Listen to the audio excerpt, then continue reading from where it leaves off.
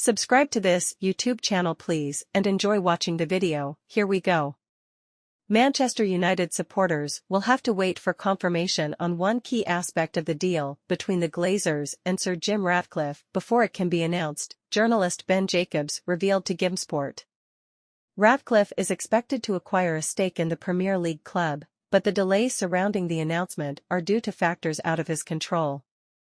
Jacobs doesn't expect there to be any complications in getting the deal across the line though, with the reliable reporter insisting Ratcliffe should be revealed as a United investor sooner rather than later. Ratcliffe the man for United takeover. It probably isn't the situation most United fans would have hoped for when it was announced the Glazers were putting the club up for sale close to 1 year ago. After years of torment from the American ownership group, there was an expectation that a full sale would be conducted, with Ratcliffe and Sheikh Hamad bin Jassim the two most interested parties. However, following a lengthy acquisition process lasting close to 12 months, Sheikh Jassim announced his intention to pull out of the race, citing the Glazers' financial demands as being too high.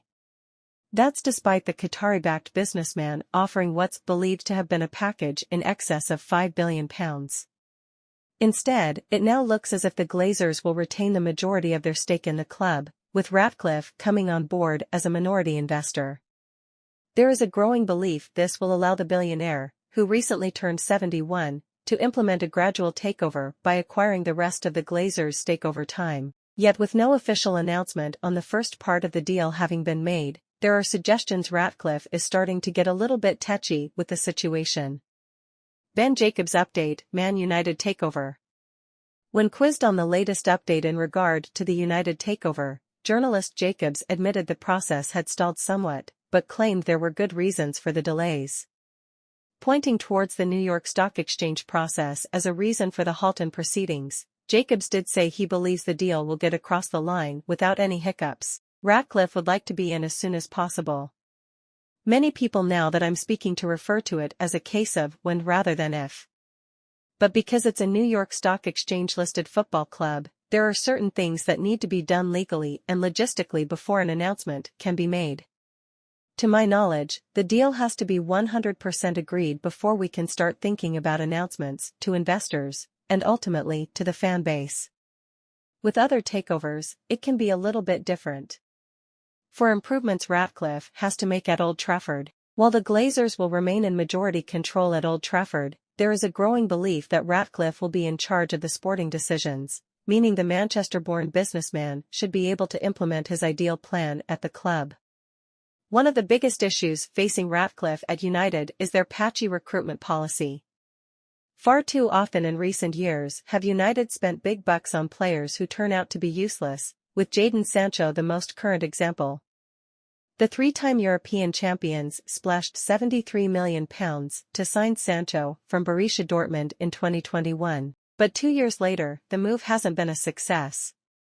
Similarly, for those players United do sign, they must ensure the wages they're paying them are no longer extortionate.